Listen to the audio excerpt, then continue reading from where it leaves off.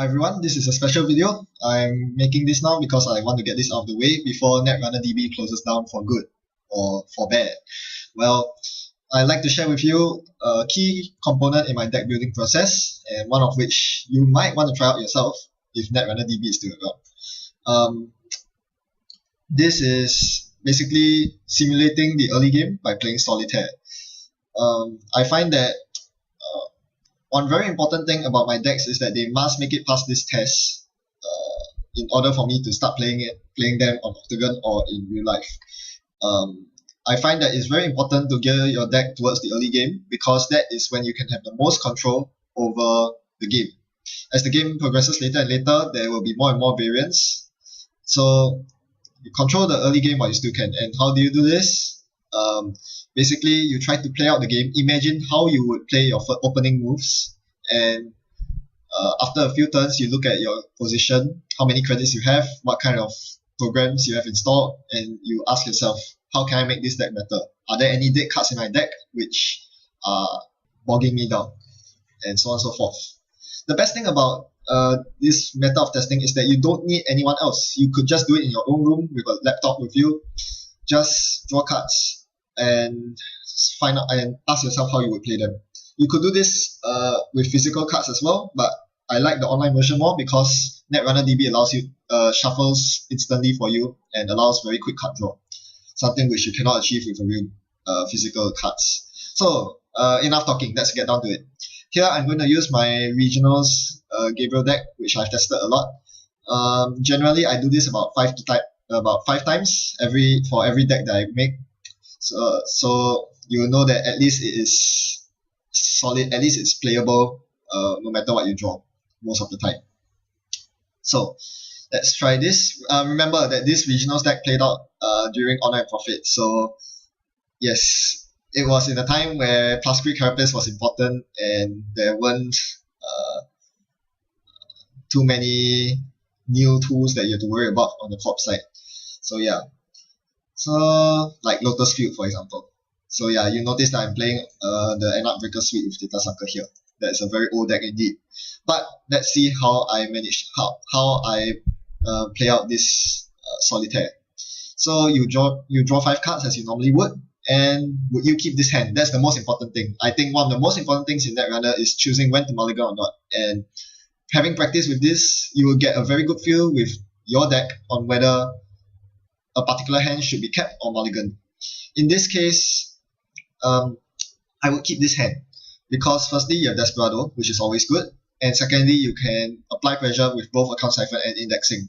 So especially up against corps that don't ice much like NBN or Jinteki, I would certainly keep this hand. Yeah, and even against other corps I would still keep it because you can always just throw down Account Siphon first turn, force them to rest the ice, and move on from there. Yep, let's try another hand. See how quick this is. This is another keep hand. You have a knight which can get you through most of the ice, and one very powerful play early on, especially if you think that they are running single subroutine ice, is to install knight, place knight on HQ, and Account Siphon away. Then you make up all the credits that you have lost from playing the knight, and you are in a very good position. And there's also the single indexing, which is really, really good. If my opening hand has an indexing, it's a very good keep because most people will ice up HQ against Gabriel Santiago, and most likely they will leave R&D open if they don't draw their second ice, and indexing can really take advantage of that. Let's try another hand. This is a very good hand. It has Sure Gamble. Yes, Sure Gamble brings you to 9 credits and allows you to do a lot more stuff. You have a knight, which allows you to get into any server you want. Once again, you can set up for Account Siphon by throwing the knight on the table. So what I might do here would be Sure Gamble, second click draw. Wow, a Data Sucker. I would probably install the Data Sucker and then I would run one of the servers if it's not Jinteki. I mean, against any corp that is safe to run last click, which is not too many actually. Otherwise, I could just play the knight out. Then I would threaten both HQ and R&D. I'll force them to install more ice because otherwise I can get through with my deck. Then I can pull off an Account Siphon next turn. Let's try another hand.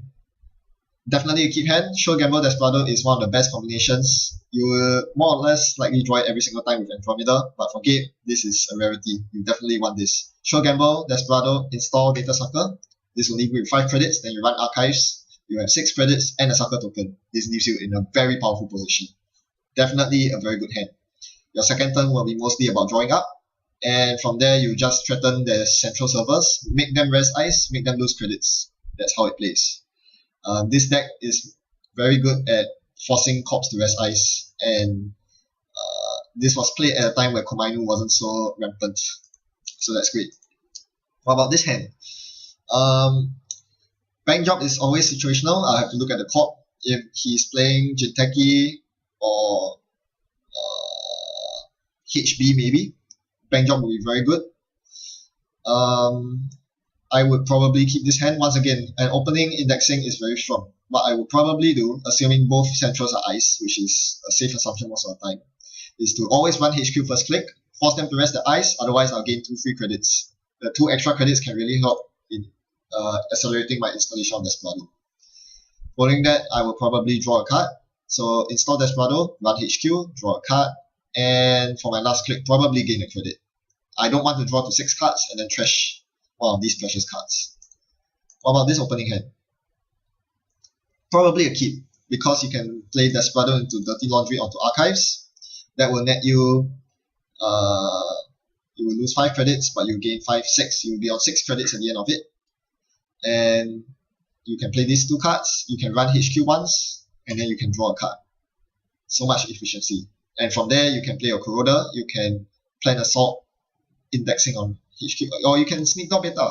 Sneak Door and run 3 times, gaining 3 credits from Desperado, 2 credits from Gabriel Santiago, a very, very strong opening play. Yep. So, I think all in all, this gives you a good insight as to how I playtest my decks, my new decks, without even having to find someone over the octagon or bringing this deck to a game night. I feel that this is very important because it allows you to weed out those dead cards that you really don't wish to see. It helps you to refine your deck basically, so that when you go to a game night, you don't tell yourself, how I wish I had this card instead of that card in my deck. You can't change it because that's all you brought to your game night. You can't change it in the middle of your games. But so that's why it's very important to refine your decks before you bring them out, and this is a very good way to do so. And if there's one thing you notice from my Solitaire playing of my game night deck just now, one thing you notice is that I actually end up keeping a lot of the hands that I drew, and that's the mark of a good deck. One where you can say, hey, 80% of the time I'm willing to keep my hand because I can make some sort of very strong opening. You know, if you can keep your hand most of the time, you are looking like you have a very good, strong, solid deck, and that is one of the important criteria for me. I guess this is more geared towards players like me who like fast games and play both fast runners and fast corps. This is not a good hand, by the way, I'm mulliganing. But yeah. So you see, if you can consistently draw good hands like these, you're in a very good spot. Once again, I hope that this functionality will be kept. Whether Netrunner DB stays up or not, I really hope that I'll still have this access to this function in the future, because it really makes deck building much better and allows me to get better decks out much quicker. You notice how quickly I played through each hand. I can easily get through 5 to 10 hands in the span of 15 minutes. Much faster than a single game of Octagon. Hope you found this insightful. Thanks for watching and happy net running.